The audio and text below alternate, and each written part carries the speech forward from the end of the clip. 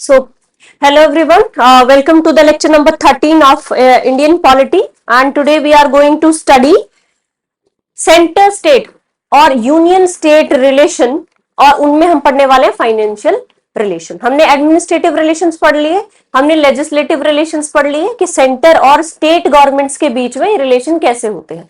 अभी हम पढ़ने वाले फाइनेंशियल रिलेशंस, बहुत इंपॉर्टेंट है। ये कहा जाता है कि जो सेंटर के पास चंक है फाइनेंसेस का वो ज्यादा है एज कंपेयर टू स्टेट, और ये क्या करता है फिर स्टेट को सेंटर की मर्जी पर रख देता है कि स्टेट्स क्या फिर किसकी तरफ देखने लग जाती है, सेंटर की तरफ, कि वहां से फाइनेंस मिलेगा।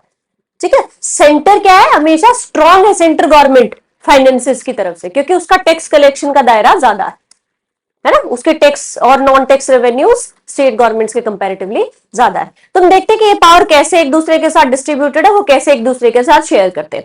सबसे पहले तो हमें आर्टिकल्स पता होने चाहिए। आर्टिकल 268 से लेकर के 239 ऑफ इंडियन कॉन्स्टिट्यूशन ये डील करता है यूनियन और स्टेट के फाइनेंशियल रिलेशंस को, कि वो कैसे होंगे। ठीक है, कौन कहां टैक्स लगाएगा, कौन टैक्स कलेक्ट करेगा, किसके पास वो पैसे जमा होंगे एंड ऑल। ठीक है, तो आपको मोटे मोटे से ना ये याद रहने चाहिए कि किस विंडो से किस विंडो तक फाइनेंशियल रिलेशन है, किससे कहां तक एडमिनिस्ट्रेटिव रिलेशन। जैसे इसमें बीच में आएगा जीएसटी का एक आर्टिकल, जीएसटी काउंसिल का आर्टिकल, वो इंपॉर्टेंट है, आपको याद रखना। ठीक है, चलिए, तो सबसे पहले जब ये अगर मेरे को कहा जाए कि मैं for example suppose I am the union government और तुम सारे हो state government, different different states की गवर्नमेंट है, तो हम कहेंगे कि भाई आपस में ना फाइनेंशियल रिलेशंस को शेयर करना है। तो सबसे पहले तो मैं क्या करूंगी, भाई मुझे सब्जेक्ट बता दो कि किन पे तो मैं पैसे इकट्ठे कर सकती हूँ और किन सब्जेक्ट्स पे, किन एरियाज पे तुम पैसे इकट्ठा कर सकते हो। ठीक है, तो इसको मैंने कहा अलोकेशन ऑफ टैक्सेशन पावर, कि किसको कहां पावर दी, सबसे पहले तो यही डिवाइड कर दो। अब ऐसा नहीं हो ना कि एक जने को पावर मिली है, दूसरे को भी सेम पावर मिली है, तो वो कह रहा है कि मैं कलेक्ट करूंगा, दूसरा कह रहा है मैं कलेक्ट करूंगा। तो पावर को क्लियरली डिमार्केट कर दो, किसकी पावर कहां पर है। ठीक है, तो फर्स्ट पावर इज आर्टिकल 246 के तहत ये पावर अलोकेट की गई है। तो पहली पावर है taxes belonging to union exclusively, वो टैक्स जिनके ऊपर सिर्फ यूनियन का राइट। तो पहला तो ये हो गया कि मुझे ये बता दिया गया इन टैक्सेस के ऊपर आपका राइट है, इसमें स्टेट गवर्नमेंट का राइट नहीं है। ठीक है, तो वो टैक्सेस जो बेसिकली यूनियन लिस्ट में है उनके ऊपर किसका अधिकार है, उन पे टैक्सेशन का अधिकार किसका है, यूनियन सेंट्रल गवर्नमेंट का। ठीक है, कितने हैं वो नंबर में, 13। ठीक है, इन 13 सब्जेक्ट्स के ऊपर यूनियन गवर्नमेंट टैक्स कर सकती है एक्सक्लूसिवली। ठीक है, अब बात करते हैं दूसरी 246A के तहत। अब ये क्या है, इंटरस्टेट से रिलेटेड जितनी भी कॉमर्स होगी ये पावर किसके पास है, सेंटर के पास। मैंने बताया ना कि अगर इंटरस्टेट कनेक्टिविटी तो कौन सी स्टेट को पावर देंगे, there will be a confusion. तो ये पावर किसको दे दी, सेंटर को, कि जब भी इंटरस्टेट कोई ट्रेड या कॉमर्स या टैक्सेशन का इशू होगा, तो गुड्स या सर्विसेज का इंटरचेंज होगा, तो पावर किसके पास रहेगी, सेंटर के पास रहेगी। ठीक है, अब ये कह रहा है कि इशू क्या है, सबसे ज्यादा revenue generating taxes, for example corporate tax, income tax end portion of GST. ठीक है, देखो जीएसटी 3 पार्ट्स में था, मैंने आपको बताया कि एक तो सेंटर का जीएसटी, एक स्टेट का, सेंटर का सेंटर के पास रहेगा, स्टेट्स का हाँ। अब बचता है इंटरस्टेट। इंटरस्टेट में क्या होगा कि जीएसटी काउंसिल ने बताया कि जी इंटरस्टेट का 50% तो यूनियन को जाएगा और 50% जाएगा डेस्टिनेशन स्टेट्स को। मैंने बताया डेस्टिनेशन बेस्ड टैक्स है, तो किसको जाएगा, डेस्टिनेशन स्टेट्स को जाएगा। इस तरह से डिस्ट्रीब्यूशन दे रखा है, प्लीज कम। ठीक है, तो ये कह रहे हैं कि ये जो है ये सारा का सारा एक्सक्लूसिवली किसको जा रहा है, सेंटर को जा रहा है ये सारा। ठीक है, अब सेंटर क्या हो गया, फिर अमीर बन गया है ना, और स्टेट्स के पास इतने फंड्स नहीं है, तो स्टेट्स को किस पे डिपेंडेंट होना पड़ा। ठीक है, अब बात करें taxes belonging to states exclusively, वो टैक्स जो सिर्फ स्टेट के पास जाएगा, उसमें सेंटर का नहीं है। तो ये कौन से है, लैंड रेवेन्यू पे आने वाला टैक्स, एग्रीकल्चर इनकम पे आने वाला टैक्स। देखो सर्टेन लिमिट तक agriculture income is exempted from the taxes, उसके अलावा अगर आप एग्रीकल्चर को नॉन एग्रीकल्चर को मिक्स करते हो तो उसमें क्या होगा, नॉन एग्रीकल्चर इनकम पे टैक्स लगेगा, समझे। Taxes on land and buildings, taxes on minerals, excise duty on alcohol, मैंने बताया था कि ये बहुत बड़ा चंक होता है टैक्स का स्टेट्स के पास। देन सिर्फ ह्यूमन कंजम्पशन के लिए जो अल्कोहल है उस पर वैट लगता है, उस पर ये सॉरी एक्साइज टैक्स लग के जाएगा स्टेट्स को। अल्कोहल के भी डिफरेंट पर्पज हो सकते हैं, जो ह्यूमन कंजम्पशन के लिए उनके ऊपर एक्साइज ड्यूटी लग के वो स्टेट्स के लिए जाएगा। ठीक है, VAT petroleum gas and aviation turbine fuel मैंने बताया था जीएसटी के एम्बाइट से बाहर है और इन पे क्या लगता है। देन सेल ऑफ इलेक्ट्रिसिटी पे जो भी आएगा वो स्टेट्स के पास जाएगा। देन एंटरटेनमेंट टैक्स, और दूसरा स्टेट लिस्ट में कोई भी मैटर मेंशन है तो उस पे आने वाला टैक्स ये स्टेट्स को जाएगा। ठीक है, सारे याद करने की जरूरत नहीं, इसमें कुछ कॉमन सेंस से भी पता चल जाएगा। लैंड और बिल्डिंग्स है, इनके ऊपर टैक्स लगाने का यूनियन गवर्नमेंट आएगी स्टेट्स में, है ना। तो आपको थोड़ा थोड़ा सा ये मिनरल्स है जो जहां पाए जाएंगे, जिन पे लैंड यूज हो रही है तो वही तो जाएगा ना।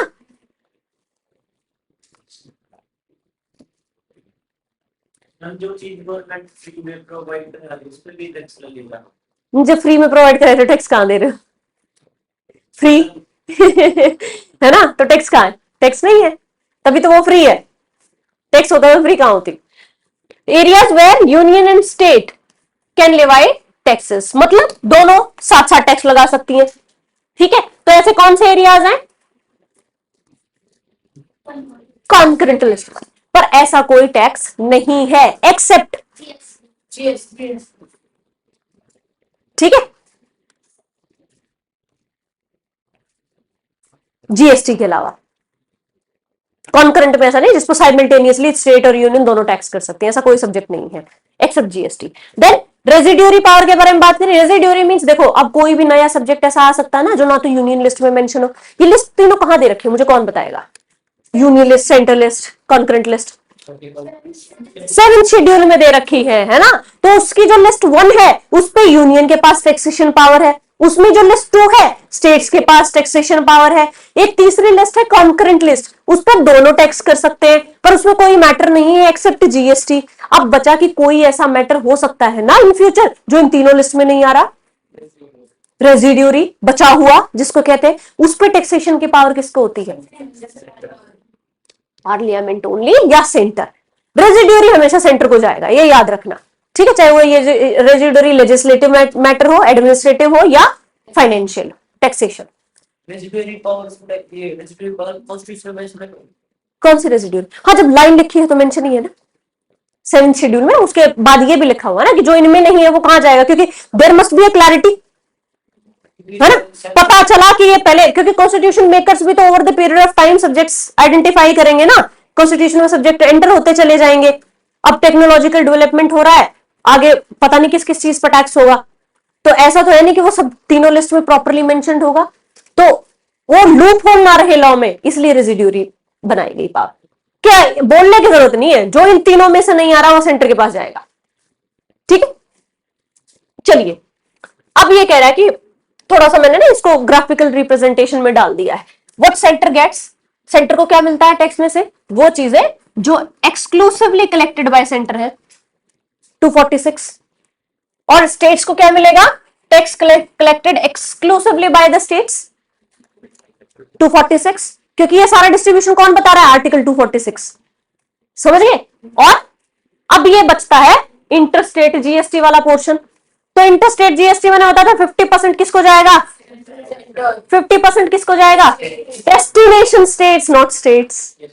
फर्क समझ रहे हो कि गुड्स और सर्विसेज जहां जा रही है उस स्टेट को, तो क्योंकि जीएसटी में स्टार्टिंग में यही तो इशू आया था, वो स्टेट बोलेगी फिर हमने क्या गुनाह कर दिया जो हम मैन्युफैक्चरिंग कर रहे हैं, हमें तो टैक्स मिलेगा ही नहीं, तो दे सेड कि हम आपको कंपनसेट करेंगे अगले 5 साल तक, क्योंकि टैक्स लॉस हो गया ना उनको, तो डेस्टिनेशन बेस्ड टैक्स लगा दे कि हम प्रोड्यूस कर रहे हैं, जिस स्टेट में जा रही है उसको टैक्स मिल रहा है, तो स्टेट बोली हमारा तो लॉस हो गया जो मैन्युफैक्चरिंग स्टेट्स है, तो उन्होंने कहा कि हम आपको कंपनसेट कर देंगे। 2025 से तो बंद हो जाएगा। हाँ 5 साल के लिए था ना, क्योंकि ठीक है ये आपको याद रखने हैं। IGST laws are made on the recommendation of GST council. GST council के बारे में पढ़ेंगे, देखो जीएसटी काउंसिल में हम दोनों जगह पढ़ेंगे, थोड़ा सा ब्रीफ आपको यहां दूंगी, उसके बाद जब हम वो बॉडीज पढ़ेंगे कॉन्स्टिट्यूशन नॉन कॉन्स्टिट्यूशन तब भी मैं जीएसटी आपको एक्सटेंसिवली पढ़ाऊंगी। चलिए अब बात करते हैं कि देखो स्टेट का मतलब ये नहीं कि स्टेट को टैक्सेशन पावर दे दी तो इसका मतलब स्टेट कहीं भी टैक्स लगाएगा। तो सेंटर ने लिमिट किया कि आप इन इन पर्टिकुलर चीजों पे टैक्स नहीं लगाओगे, एक्सेप्शंस है वो स्टेट के लिए। पहला क्या है कि देखो स्टेट जो है occupation, trades, calling and profession, उन पे टैक्स लगा सकती है, but the maximum limit is 2500 रुपए से ज्यादा टैक्स नहीं होना चाहिए। तो रिस्ट्रिक्शन लगा देना। अब मुझे ये बताओ कि ऑक्यूपेशन ट्रेड हो गया, ट्रेड का मतलब सबको पता है ट्रेडिंग करना किसी भी चीज का, सेल एंड परचेज। प्रोफेशन का मतलब आपने कोई प्रोफेशन, फॉर एग्जांपल कि अपकमिंग टाइम से डॉक्टर्स के ऊपर इतना टैक्स लगेगा, है ना, तो प्रोफेशन पे टैक्स स्टेट लगा सकते हैं, ये याद रखना। पर कितना लगा सकते हैं? मैक्सिमम 2500 लगा सकती है। कॉलिंग्स क्या होता है फिर? What are callings? तो ऐसे वर्ड्स के मतलब ही नहीं पूछते हो, कितना इजी हो जाता है ना टीचर्स को तुम्हें पढ़ाना कि तुम कुछ पूछते ही नहीं हो। हाँ? अच्छा कॉलिंग पे टैक्स नहीं नहीं नहीं नहीं, कॉलिंग का मतलब देखो कुछ जॉब होती है फिक्स टाइम की, फॉर एग्जांपल 9 to 5 जॉब्स, कुछ होती है फिक्स टाइम नहीं है, when ever you feel like, या आप वो पर्टिकुलर ढांचे में नहीं काम कर रहे हो। फ्रीलांसिंग भी क्या, वो अर्निंग के लिए काम कर रहे हो। फॉर एग्जांपल पेंटिंग, पेंटिंग करना, ये क्या, ये कॉलिंग है क्योंकि आपको लगता है कि आपको करनी चाहिए। इट्स नॉट द ऑब्लिगेशन, है ना, क्योंकि आपको लगता है आपको करनी चाहिए और उसके लिए कोई सेट टाइम नहीं है, आपका रात को मन कर रहा है रात को पेंट कर रहे हो, दिन में मन कर रहा है दिन में। कॉलिंग जब आपको खुद से कॉल फील होती है ना। तो अगर आपको लगे कि आज के बाद जो प्रोफेशनल पेंटर्स हैं, आई मीन जो पेंटिंग वाले हैं, उनकी जो पेंटिंग सेल होंगी उनके ऊपर टैक्स होगा, स्टेट ऐसा कर सकती है, कर सकती है। ठीक है, 2500 ज्यादा सेल होगी उस पे लगेगा। नहीं नहीं नहीं नहीं, 2500 टैक्स होगा मैक्सिमम टैक्स। कैसे? वो बोल देंगे कि 2% टैक्स है जो भी आपने सेल किया। फॉर एग्जांपल मैंने 1 लाख रुपए की एक पेंटिंग सेल की, तो वो कह रहे हैं कि 2% टैक्स है, तो उस हिसाब से कितना हुआ, लग सकता है। पर वो कह रहे हैं कि 5% टैक्स लगेगा, तो 1 लाख की 5000, पर 5000 नहीं लगा सकते, 2500 लगा सकते। समझे? हाँ ठीक है। वो देखो जब स्टेट को दे रखा था, हर स्टेट में वो डिफरेंट डिफरेंट है। ठीक है, तो इतना मतलब हमें क्या करना है, जो बेसिकली याद करने लायक चीजें वहां तक अपने आप को, हाँ स्टेट के पास पावर है, वो लगा सकते हैं कभी भी। ठीक है, बट ये स्टेट सब्जेक्ट है तो हर स्टेट में अलग अलग प्रोविजंस होंगे। चलिए, a state legislature is not allowed to levy tax on the supply of goods and services in the following circumstances. इन स्थितियों में जो है जो आपकी स्टेट गवर्नमेंट है वो गुड्स और सर्विसेज पर टैक्स नहीं लगा सकती। कब नहीं लगा सकती? When supply occurs outside the state. किसी ने यहां बनाया, सप्लाई कहां करनी है? हिमाचल में, तो हरियाणा गवर्नमेंट टैक्स नहीं लगा सकती। हिमाचल में थोड़ी लगा देगी टैक्स जाकर के कि हमारी सप्लाई हिमाचल जा रही तो हम हिमाचल जाके टैक्स लगाएंगे, हिमाचल वाले क्यों देंगे तुम्हें टैक्स, है ना। दूसरा, supply occur during the import and export. Gujarat है, उसके पोर्ट से तो सारी चीजें सप्लाई होती हैं, इंपोर्ट एक्सपोर्ट होती है। वो कह रहा है कि जो भी मेरे पोर्ट पे आएगा मैं उस पर टैक्स लगाऊंगा, ऐसा नहीं कर सकते, है ना। तो इंपोर्ट एक्सपोर्ट के लिए अगर कोई चीज जा रही है तो वो स्टेट उस पर टैक्स नहीं लगा सकती। ठीक है, या फिर किसी और स्टेट में सप्लाई होने के लिए जा रही, वहां जाके टैक्स नहीं लगा सकती, आउटसाइड देयर परव्यू। ठीक है, इन दो सर्कमस्टांसेस में स्टेट गवर्नमेंट टैक्स नहीं लगा सकती। लॉजिकल सी बात है ना, इसमें मतलब इसमें याद करने जैसा भी कुछ नहीं है। Then state legislature can levy on a tax or any water and electricity generated, stored, consumed, distributed or sold by any authority set up by parliament. For example कोई पार्लियामेंट ने कोई अथॉरिटी सेटअप कर रखी है, उसने यहां पर बिजली बनाई, यहीं पर स्टोर की, यहीं से डिस्ट्रीब्यूशन किया, हम उस पर टैक्स लगा सकते हैं, लगा सकते हैं। ठीक है, पर ऐसा कोई भी लॉ प्रेसिडेंट की कंसिडरेशन के बाद और उनके एक्सेंट के बाद ही बनाया जा सकता है।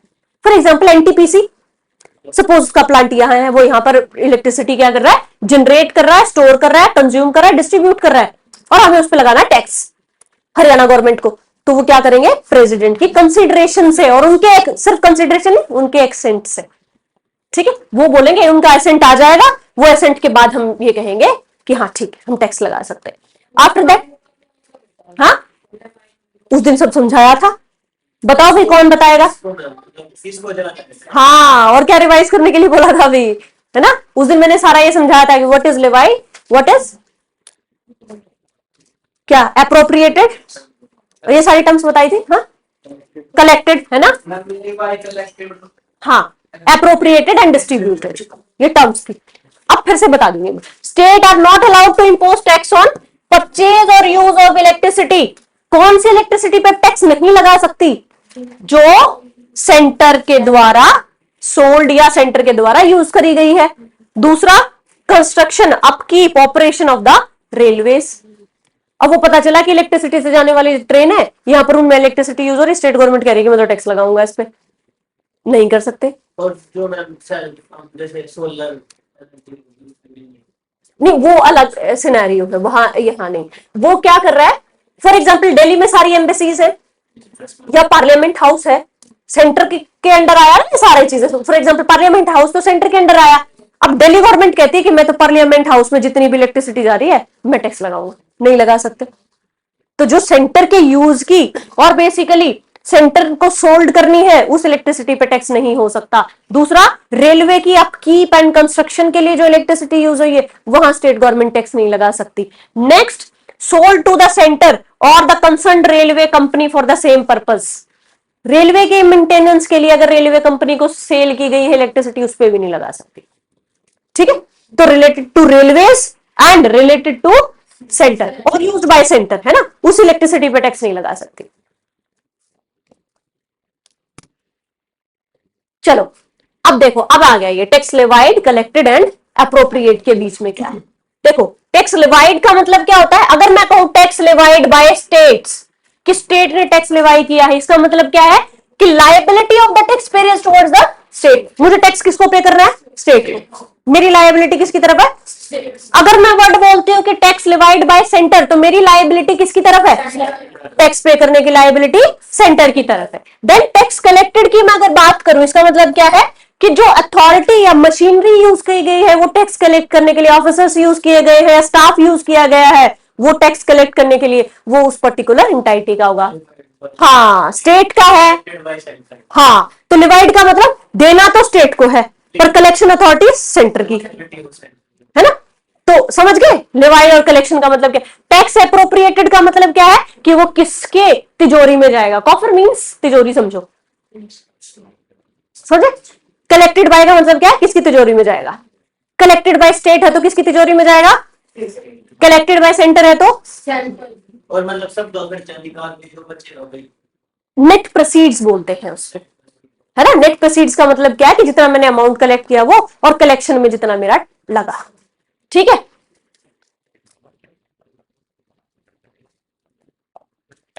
इनकम टैक्स का एग्जांपल दिया है इन्होंने कि लिवाई किसके, लिवाई और कलेक्टेड कौन करता है इसको। कहने का मतलब क्या है कि मुझे किसको देना है टैक्स, और अथॉरिटीज किसकी यूज हो रही है?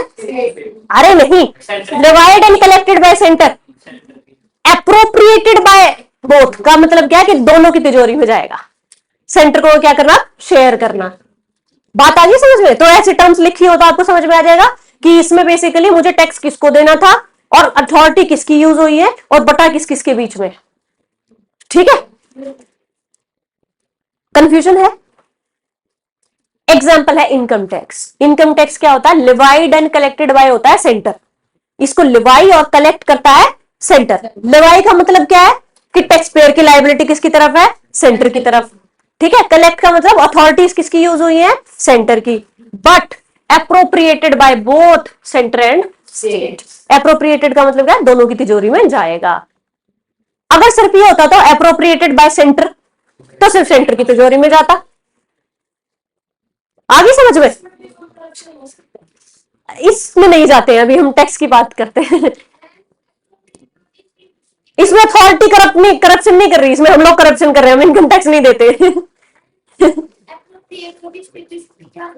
नहीं, डिस्ट्रीब्यूशन का तो मतलब क्या हुआ कि ऑटोमेटिकली चला गया। एप्रोप्रिएटेड का मतलब कि एक बार तो कंसोलिडेटेड फंड ऑफ इंडिया में जमा हो गया फिर सेंड किया है। That is the only difference.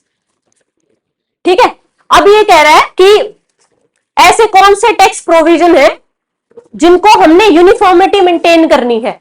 For example ऐसा तो नहीं हो सकता कि हरियाणा में जीएसटी का कुछ रेट है और यूपी में कुछ रेट हो जाएगा, या राजस्थान में कुछ रेट हो जाएगा। तो कुछ टैक्सेस ऐसे हैं जिनमें हमें uniformity through out the India बना करके रखनी पड़ेगी। ठीक है, तो इसके बारे में पढ़ते हैं। Certain taxes in India shared with the states but states have little और नो से in determining the tax rate. क्यों नहीं है स्टेट्स का शेयर उन टैक्स को डिटरमाइन करने में? क्योंकि हमें यूनिफॉर्मिटी चाहिए। ऐसे यूनिफॉर्मिटी आएगी नहीं जब स्टेट डिसाइड करने लग जाएंगे, हरियाणा की तरह डिसाइड कर रहा है, राजस्थान की तरह ये कर रहा है, यूपी की तरह डिसाइड कर रहा है। तो हमने कहा कि स्टेट्स नहीं बताएंगे, हम बताएंगे कितना लगाना है। क्यों? क्योंकि हमें यूनिफॉर्मिटी मेंटेन करनी है। First is duties levied by union but collected appropriated by states, जो कि आर्टिकल 268 में है। ठीक है, 268 में जितने भी आर्टिकल हैं वो क्या होते हैं? लेवाइड बाय यूनियन होते हैं, कलेक्टेड और अप्रोप्रिएटेड बाय होते हैं स्टेट। तो पर उनमें स्टेट का शेयर नहीं है, से नहीं है कि कितना लगेगा और कितना कहां जाएगा, ये ऑलरेडी डिसाइडेड है। क्यों? क्योंकि यूनिफॉर्मिटी चाहिए। इसमें कौन कौन से आते हैं? Stamp duties, cheque, promissory notes, insurance policies, share का ट्रांसफर और ये सारी चीजें।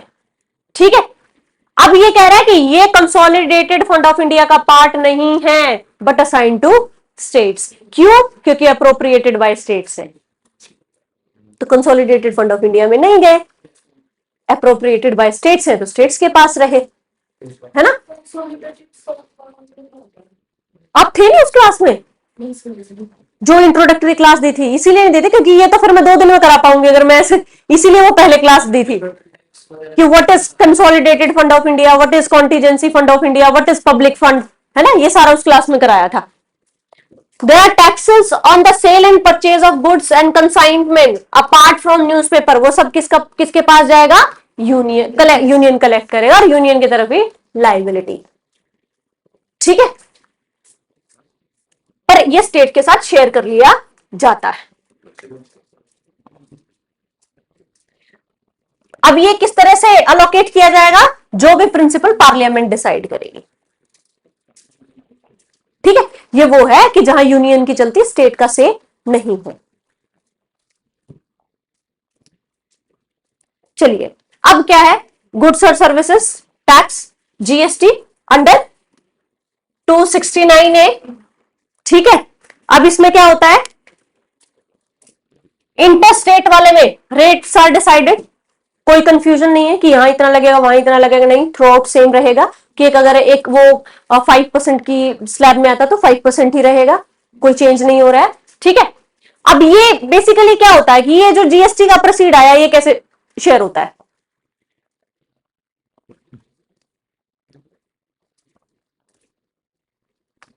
पार्लियामेंट सेट करती है और रेकमेंड कौन करता है कि कैसे सेट करना है? GST council. ठीक है, यार जीएसटी को और कौन रेकमेंड करेगा? जीएसटी काउंसिल रेकमेंड करेगा और उसका काम क्या है ना? देन सरचार्ज जो होता है और ड्यूटीज जो होती है, इसमें भी स्टेट की नहीं चलती, सेंटर डिसाइड करता है कि क्या रेट लगेगा, कैसे लगेगा, अंडर आर्टिकल 271। तो पार्लियामेंट के पास अथॉरिटी है to impose the surcharge on the taxes and duties indicated in article 269 and 270। ठीक है, अब ये कह रहा है कि ये जो सरचार्ज का प्रोसीड है, मैंने बताया था सेस और सरचार्ज के बारे में कि ये स्टेट्स के साथ शेयर नहीं होता, कहां जाता है? यूनियन गवर्नमेंट एक्सक्लूसिवली यूज करती है, कंसोलिडेटेड फंड ऑफ इंडिया में जाता है। ठीक है, तो स्टेट जो है इसमें से कुछ भी रिसीव नहीं करती, चाहे वो सरचार्ज है चाहे वो सेस, क्योंकि सेस कहां जाएगा? जिस पर्टिकुलर काम के लिए लगाया गया उसमें जाएगा। सरचार्ज कहां जाएगा? कि वो काम के लिए तो नहीं लगाया था बट यूनियन गवर्नमेंट के पास जाएगा उसके कंसोलिडेटेड फंड ऑफ इंडिया में। ठीक है, अब बात करते हैं जीएसटी की। इस फैक्ट को याद रखना है, वेरी वेरी इंपॉर्टेंट। जीएसटी पे सरचार्ज नहीं लगता। अब आपको ये नहीं पता सरचार्ज क्या है, तो वो कैसे भूल गई? इसीलिए तो बोला था कि एक बार उसको रिवाइज कर लो, क्योंकि मुझे पता है ये टर्म्स यूज होंगे अब लेक्चर में। ठीक है, तो क्या है? Proceeds of such tax, surcharge किस पे नहीं लगता? कभी नहीं देखोगे कि जीएसटी पे सरचार्ज लगा हुआ है। ठीक है,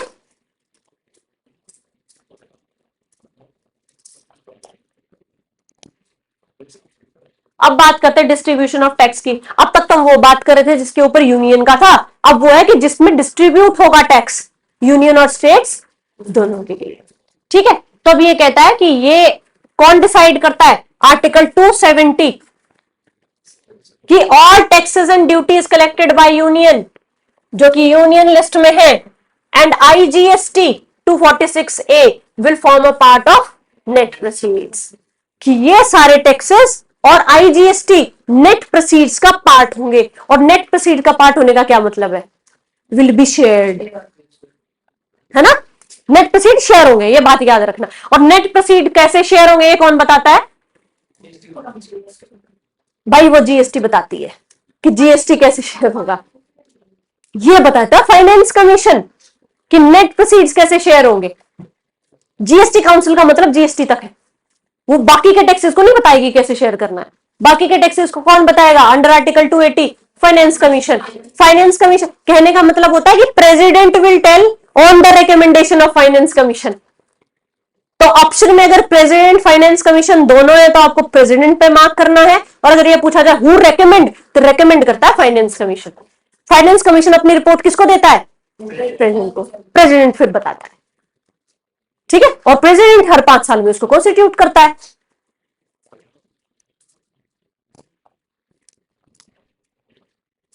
चलो, कुछ एक्सेप्शन है जो नेट प्रोसीड का पार्ट नहीं। क्या क्या चीजें? एक्सेप्शन से ही क्वेश्चंस आते हैं, ये याद रखना। Which among the following is not a part of net proceeds? IGST है, आईजीएसटी है क्योंकि 50-50 बोला तो मैंने, शेयर होगा, है ना? तो अब देखते हैं कि क्या नहीं है। Duties and taxes mandated to be appropriate by states under article 268 and 269। जो भी टैक्स या ड्यूटीज 268 और 269 में है वो नेट प्रोसीड्स का पार्ट नहीं है, क्योंकि वो शेयर नहीं होंगी। देन सरचार्ज जो कि 271 में मेंशन है, वो नेट प्रोसीड का पार्ट नहीं, क्योंकि शेयर नहीं होता। एनी सेस स्पेसिफिक पर्पस, वो भी इसका पार्ट नहीं, क्योंकि वो भी शेयर नहीं होता। तो इसमें वो एक्सेप्शन है, नेट प्रोसीड में वो चीजें नहीं आएंगी जो शेयर नहीं होती, क्योंकि नेट प्रोसीड शेयर होता है हमेशा। Duties and taxes collected as inter state GST under 269R are to be first share with the state. पहले स्टेट के साथ शेयर होगा, किसकी रिकमेंडेशन पे? ठीक है, जो कि क्या है? हाफ हाफ है। मैंने बताया 50% सेंटर को जाएगा, 50% डेस्टिनेटेड स्टेट्स को जाएगा, और जो बचेगा पार्ट ऑफ नेट प्रोसीड्स, है ना? तो आईजीएसटी क्या है? पहले तो शेयर होगा दोनों के बीच में, अमाउंट बचेगा तो नेट प्रोसीड्स में चला जाएगा। चलिए, अब ये कह रहा है कि नेट प्रोसीड्स का मैनर ऑफ डिस्ट्रीब्यूशन कौन डिसाइड करेगा? ओ भाई, president on the recommendation of finance commission.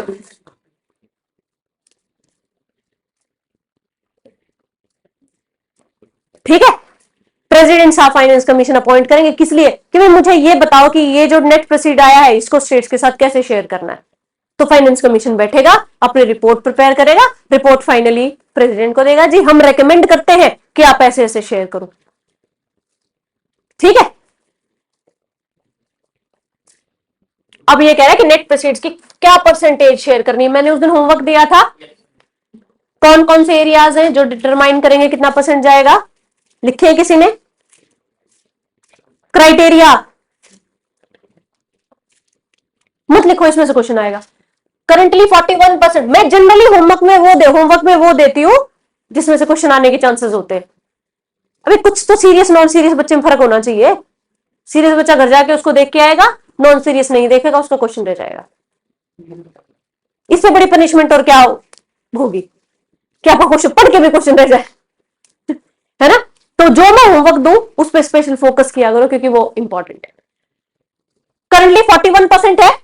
कौन से फाइनेंस कमीशन ने बोला है? कौन सा कॉन्स्टिट्यूट हुआ है अभी? ठीक है। 15th किसकी चेयरमैनशिप में है? 16th अरविंद पनगड़िया की चेयरमैनशिप में, 15th एनके सिंह की चेयरमैनशिप में। अब ये रिकमेंडेशन 15th वाले की चल रही है, 16th वाले की तो 2025 के बाद लागू होंगी। ठीक है, रेस्ट ऑफ द अमाउंट कहां जाएगा?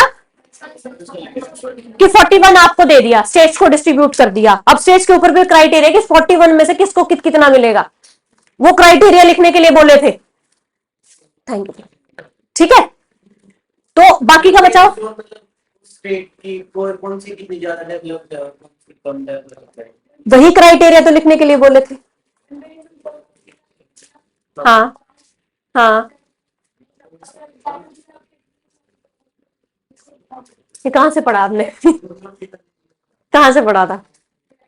हाँ, तो खुद से बना लिया?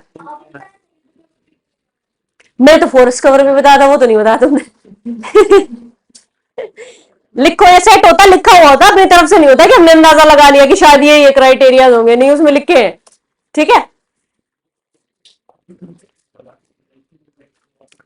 चलो अब नॉन टैक्स रेवेन्यू से कहां से इनकम आएगी, ये तो मैंने बता दिया कि टैक्स रेवेन्यू कैसे कैसे डिस्ट्रीब्यूट होंगे। अब हमें ये भी तो बताना है कि नॉन टैक्स कहां से किस किस के पास आएंगे। अब यूनियन के पास कहां से जाएंगे? बैंकिंग से, पोस्ट एंड टेलीग्राफ से, then railways, coinage and currency, broadcasting, public sector enterprises, escheat and lapses, इनसे जाएंगे। ठीक है, एस्चीट्स का मतलब होता है वो अनक्लेम्ड प्रॉपर्टी जिनका कोई हेयर नहीं है, जिनको कोई लेने वाला नहीं है, उनके ऊपर उनसे जो भी प्रोसीड प्राप्त होगा वो कहां जाएगा? यूनियन। लैप्सेस का मतलब क्या होता है? देखो, एक होता है जिसकी वो प्रॉपर्टी है, एक होता है कि वो किसको जाने वाली है, हेयर। फॉर एग्जाम्पल मेरी प्रॉपर्टी है, मेरे बच्चों की तरफ जाने वाली है हेयर, ठीक है, पर वो हेयर जो है वो उससे पहले ही मर जाए, है ना, तो ऐसे में वो लैप्स बन जाती है। समझ?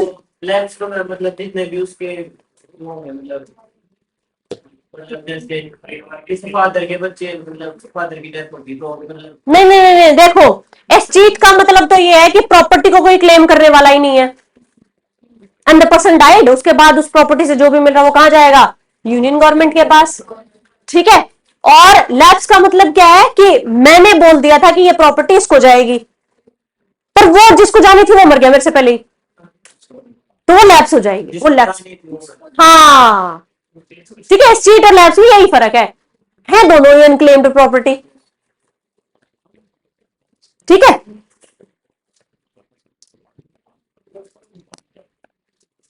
चलो स्टेट्स के पास कहां से जाएगा? Irrigation, fisheries, forest, state public enterprises, escheats and lapses. ठीक है, चलिए, ग्रांट इन एड बता दिया था, 3 तरह की ग्रांट्स हैं, कौन कौन सी?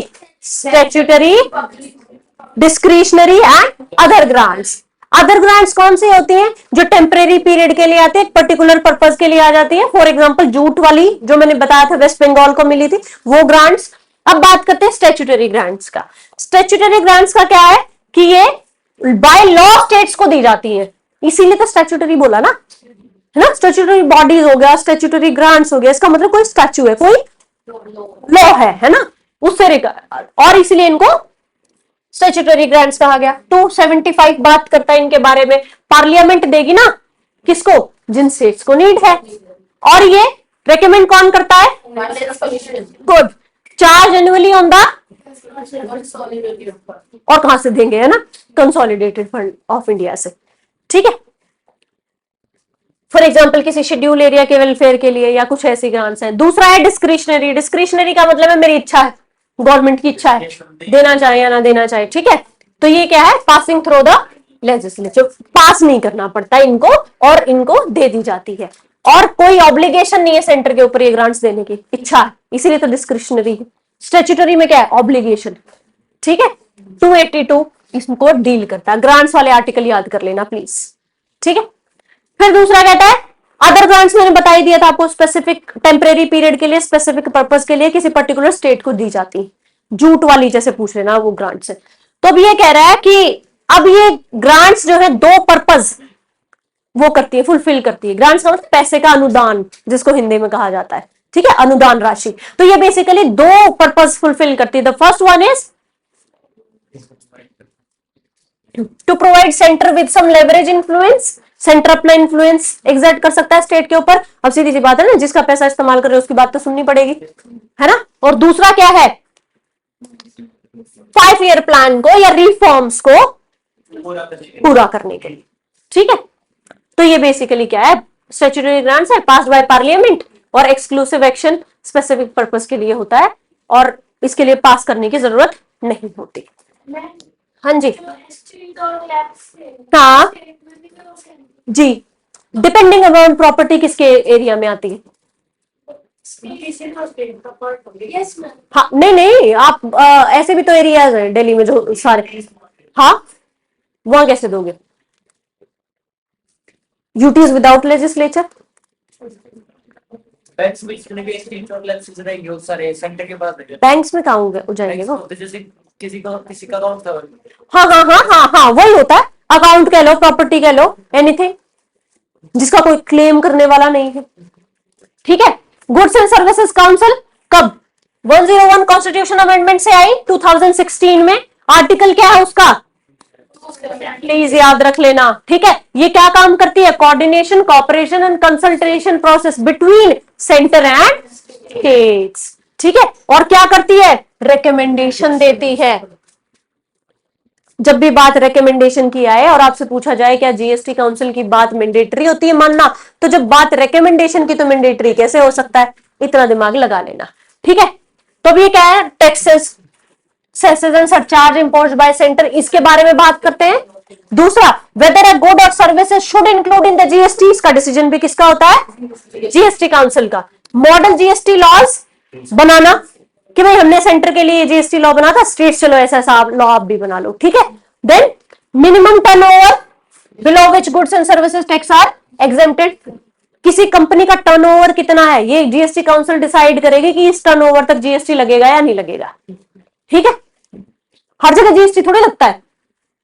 डिटर्मिनेशन ऑफ जीएसटी रेट्स और बैंड्स ऑफ जीएसटी, जैसे मैंने बताया था ना 0, 5%, फिर लास्ट 28, है ना। तो ये सारे बैंड कौन डिसाइड करता है, जीएसटी काउंसिल। अब कौन सी चीज किस बैंड में आएगी, ये भी जीएसटी काउंसिल डिसाइड करती है ना। कि फॉर एग्जांपल इस पे 5% टैक्स लगेगा, इस पे 28 लगेगा, ये आर्टिकल इसमें आता है और ये इससे बाहर निकाला जाएगा जीएसटी के परव्यू से। For example petroleum product, alcohol for human consumption and aviation turbine fuel, ये 3 चीजें जीएसटी में नहीं आएंगी। ये किसका डिसीजन था, जीएसटी काउंसिल का।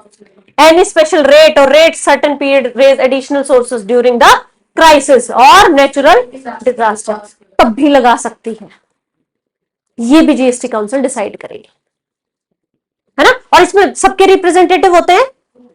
ये जब हम आगे उसकी कंपोजिशन क्या होती है, उसके मेंबर्स कैसे होते हैं, वो सारा हम कब पढ़ेंगे, जब जीएसटी काउंसिल डिटेल में पढ़ेंगे। अभी हमने जीएसटी काउंसिल के बारे में बस ये पढ़ा है कि ये क्या क्या काम करती है। फाइनेंस कमीशन को भी ऐसे ही पढ़ लेते, एक बार ओवरव्यू सा देख लेते। Article 280 provides for the establishment of a finance commission president के द्वारा and usually every 5th year, ठीक है। प्रेसिडेंट को ये क्या क्या रेकमेंड करते हैं, vertical and horizontal distribution of, ठीक है, ये यही तो बताता है। और ये principle which should be govern grants in aid, कि किस किस क्राइटेरिया पे हम आपको ग्रांट्स देंगे। ये भी कौन, फाइनेंस, मैंने बताया ना कि grants in aid statutory grant किसकी रिकमेंडेशन पे मिलती है, फाइनेंस कमीशन की recommendation. The measures required to augment the consolidated fund of the state, augment का मतलब होता है कैसे उसको सुधारा जा सकता है, अच्छा किया जा सकता है। Then any matter refer to it by president in the interest of prudent finance, prudent का मतलब अच्छे फाइनेंस मैनेजमेंट के लिए अगर प्रेसिडेंट चाहे तो इसको और भी ड्यूटी दे सकते हैं, ठीक है। अब ये बात कर रहा है जो नेट प्रोसीड्स है, means total proceeds minus the cost of collection, ये किसके द्वारा सर्टिफाइड होती है। अब तो सेंटर कह दे कि जी 10 रुपए टैक्स के आए थे, 9 रुपए हमने टैक्स कलेक्ट करने में खर्च कर दिए, 1 बचा है बांट लो, ऐसे नहीं कर सकते। क्यों, क्योंकि इसको किसका सर्टिफिकेशन चाहिए, कैग का, controller and auditor general of India, और उसका सर्टिफिकेट इज फाइनल, ठीक है। वो बताया कि हाँ इतना टैक्स था और ये कलेक्शन करने में पैसे, ये सारा हिसाब किताब कैग रखता है, ठीक है।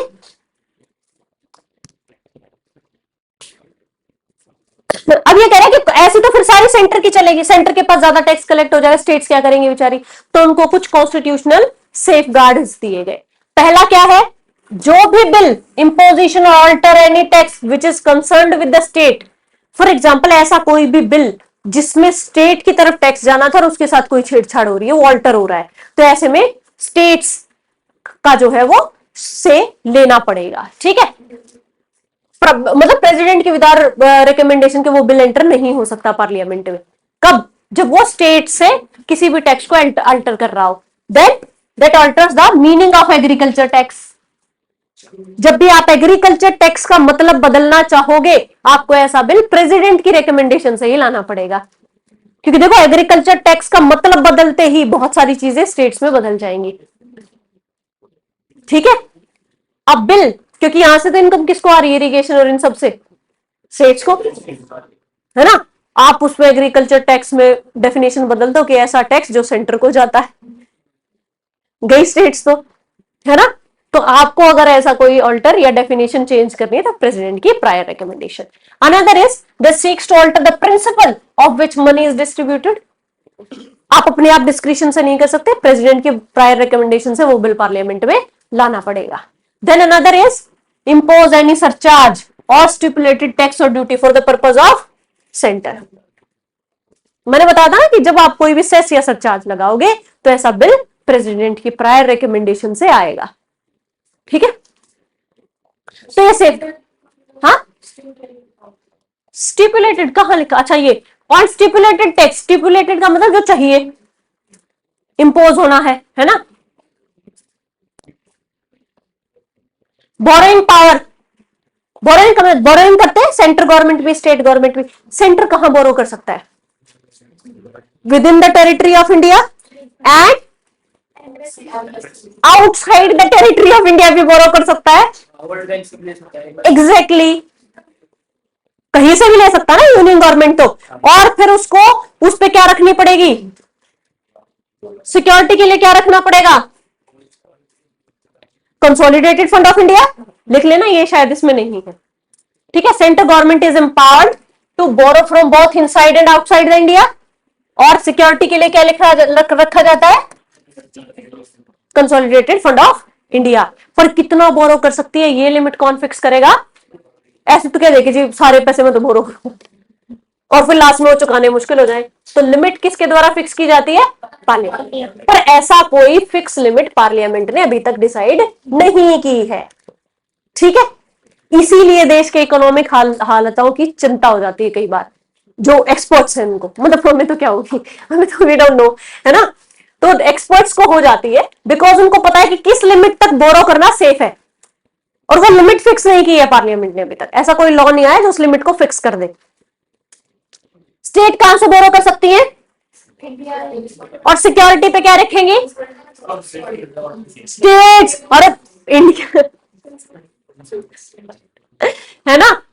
ये गारंटी के तौर पे रखा जाएगा कि आपका कंसोलिडेटेड फंड ऑफ स्टेट उस पर्टिकुलर स्टेट का जब्त कर लिया जाएगा अगर आप ये पैसे नहीं दोगे तो पर ये स्टेट्स कहां से बोरो कर सकती हैं,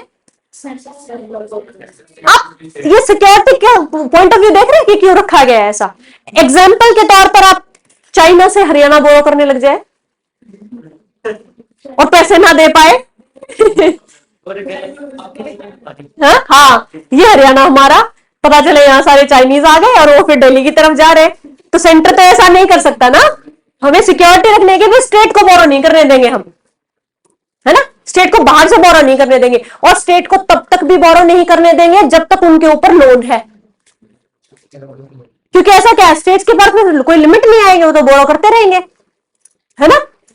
then in recent times central government has allowed some states to borrow directly from external bilateral agencies like World Bank या other agencies, ADB हो गया, है ना, एशियन डेवलपमेंट बैंक्स, तो इनसे बोरो करने के लिए परमिशन दी है कुछ स्टेट को, depending upon scenario and security, वो गवर्नमेंट डिसाइड कर लेगी। ठीक है, सब्जेक्ट टू सर्टेन रिस्ट्रिक्शंस। ठीक है, आइए, borrowing power, central government can provide डेब्ट टू एनी स्टेट। ठीक है, और उनकी गारंटी भी दे सकता है। ठीक है, और कंसोलिडेटेड फंड ऑफ इंडिया से चार्ज किया जाएगा वो लोन। Another is state cannot raise any debt without consent of centre, कहीं से भी डेट नहीं रेज कर सकता स्टेट जब तक सेंटर अलाउ नहीं कर ले। And in case of outstanding loans और to the centre, outstanding loans on which centre has provided guarantee, या तो स्टेट के पास ऐसा लोन है जो सेंटर ने दिया था वो चुकाया नहीं है, या स्टेट के ऊपर कोई ऐसा लोन है जिसकी गारंटी सेंटर ने दे रखी है और वो लोन चुकाया नहीं है, तो बोरो नहीं कर सकते। समझे? वही पहले मेरे तो दे दे ये वही वाली बात है। चलिए, अब ये कह रहा है कि कुछ तो टैक्सेशन ऐसा भी होगा ना कि एग्जेम्प्टेड है, इन चीजों को टैक्स नहीं कर सकते, immunity from taxes. The first one is Indian constitution make following provision to avoid mutual taxation, कि पता चले सेंट्रल स्टेट गवर्नमेंट अलग अलग उसकी है, पार्टी की है, तो वो उनकी प्रॉपर्टी को टैक्स कर रही है, वो उनकी चीजों को टैक्स कर रहा है, सेंटर उनको टैक्स कर रहा है, तो ऐसे तो टैक्स खेलने लग जाएंगे, है ना, तो वो हमें अवॉइड करना है। पहले exemption of central property from state tax, centre की प्रॉपर्टी को state tax, for example army का कोई भी एरिया है यहाँ पे, इवन जैसे आर्मी है या सोवरन है, सोवरन बेसिकली कहा जाता है कि जिसके ऊपर आपका का नहीं चलता, सोवरन आर्मी है जैसे वो हाँ, अब वहां स्टेट टैक्स नहीं कर सकते।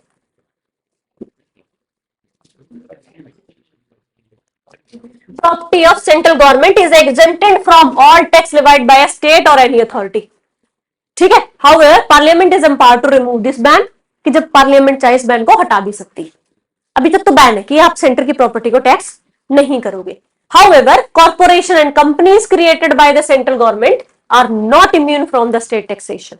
इसका क्या मतलब हुआ कि अब कोई कंपनी बना दी, IRCTC बना दिया एग्जाम्पल, NTPC या कोई भी कंपनी बना दी सेंटर ने, उसके ऊपर स्टेट टैक्स लगा सकते हैं। प्रॉपर्टी कोई भी, कोई बिल्डिंग ले ली, कुछ और ले लिया, आर्मी का एरिया है, या हमने कोई सपोज हमने ये कह दिया कि यहां पर हम कोई अपना सेंट्रल गवर्नमेंट की कोई चीज बना रहे हैं, उस प्रॉपर्टी पे टैक्स नहीं हो सकता। हाँ, वो तो डिफरेंट ही है, अनदर टैक्सेशन एंटाइटी है वो तो। ठीक है, दूसरा स्टेट की भी कुछ प्रॉपर्टी है जिनके ऊपर सेंटर टैक्स नहीं कर सकता। एग्जाम्पल क्या है? द स्टेट प्रॉपर्टी और income is exempted from centre tax. पता चला कि अच्छा हरियाणा ने इतने पैसे कमाए हैं, इसके ऊपर सेंटर इतना टैक्स लगाता है ना, ऐसे नहीं होता। चलिए, हाउएवर पार्लियामेंट का provide taxation of commercial function, commercial function के ऊपर चाहे तो टैक्स लगा सकता है, बट नॉर्मल सर्कमस्टांसेस में टैक्स नहीं होता स्टेट की भी प्रॉपर्टी पे। Property and income of local authorities within the state are not exempted from centre. Panchayat की, म्यूनिसिपैलिटी का कुछ है यहाँ पे, फिर स्टेट ये नहीं कह सकती ये तो हमारा है, अरे लोकल अथॉरिटीज का है, इसके ऊपर सेंटर का टैक्स लग सकता है। ठीक है, सुप्रीम कोर्ट की बात करते हैं जो उन्होंने 1963 में एक रूलिंग दी। States immunity in matter of centre's taxation does not extend to excise duty and custom duty. ठीक है, कि state immunity in the matter of centre's taxation, कि सेंटर का टैक्स नहीं लगेगा स्टेट पे, ये एक्साइज और कस्टम्स के केस में होल्ड नहीं होता। यहां तो लगेगा, है ना। कस्टम ड्यूटी क्या है कि बॉर्डर क्रॉस करके कोई चीज आई है तो स्टेट ये नहीं कह सकती कि जी मेरी बाउंड्री में था, सेंटर का टैक्स नहीं लगेगा, है ना। It is essentially means that state cannot manufacture or import whatever they want without paying tax to the center, है ना, कि मेरी मर्जी, मेरी बाउंड्री में कुछ भी बनाऊं, तुम्हें टैक्स नहीं दूंगा, नहीं, आपको सर्टेन क्या है एक्साइज एंड कस्टम ड्यूटी तो पे करनी पड़ेगी। ठीक है, क्यों उतना ज्यादा टैक्स मिलेगा?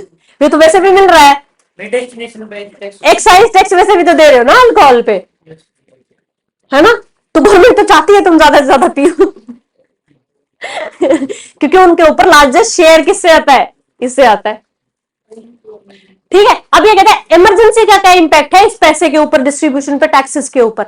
जब नेशनल इमरजेंसी आती है, जिन्होंने इमरजेंसी चैप्टर पढ़ा है वो समझ पाएंगे, उसमें क्या होता है, प्रेसिडेंट चाहे तो डिस्ट्रीब्यूशन ऑफ रेवेन्यू को ऑल्टर कर सकते हैं, क्योंकि नेशनल इमरजेंसी है भाई, हमें नहीं पता फंड कहां डाइवर्ट करने पड़ जाएंगे, तो president can alter the distribution of revenue between centre and states.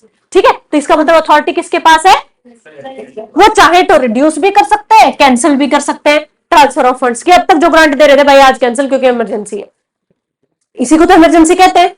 ठीक है, the union such alteration continues till the financial year. कि फॉर एग्जांपल अभी दिसंबर तक, दिसंबर में बोला है मैंने, फाइनेंशियल ईयर कहां पर, दिसंबर मैंने ऐसे बोल दिया कि चलो ठीक है भाई अभी तक कर रहे थे, अब इसको फाइनेंशियल ईयर तक लास्ट करेगी वो जो चेंज मैंने बनाए हैं, जिस साल भी बनाए हैं उसके फाइनेंशियल ईयर तक। ठीक है, फाइनेंशियल इमरजेंसी हो तो क्या कर सकती है सरकार? Centre can give the following directions. First, specified rule of financial property, कि आप पैसा करो, ऐसे ऐसे रूल फॉलो करो फाइनेंसेस को अच्छा करने के लिए। दूसरा क्या कर सकती है? To reduce salaries and allowances of, है ना, फॉर एग्जांपल जजेस की या गवर्नर की या इन सब की सैलरी को क्या कर सकती है? कम कर सकती है, क्योंकि फाइनेंशियल इमरजेंसी। फाइनेंशियल इमरजेंसी लगी है कभी? नहीं लगी है। ठीक है, और क्या कर सकती है? Reserve all money bills and financial bills to president's consideration. कि पैसों से रिलेटेड जो भी बिल लाओगे प्रेसिडेंट साहब डिसाइड करेंगे पहले। समझ आ गई बात? तो इमरजेंसी का ये चेंज होगा। नेशनल इमरजेंसी में president can alter, financial emergency में सेंटर कैन गिव डायरेक्शन इन तीन चीजों पे कि भाई आप कुछ स्पेसिफाई रूल्स लेकर के आओ, सैलरीज को रिड्यूस करो या इन मनी बिल्स को, फाइनेंशियल बिल को प्रेसिडेंट की कंसिडरेशन के लिए रिजर्व कर दो। ये तीन चीजें प्रेसिडेंट करते हैं। ये सबसे टफेस्ट चैप्टर था, ये एंड हो गया। ठीक है, कल से बड़ा मजेदार चैप्टर शुरू करेंगे। इधर we will start union executive और पार्लियामेंट, दोनों ही अच्छे। ठीक है, चलो थैंक यू।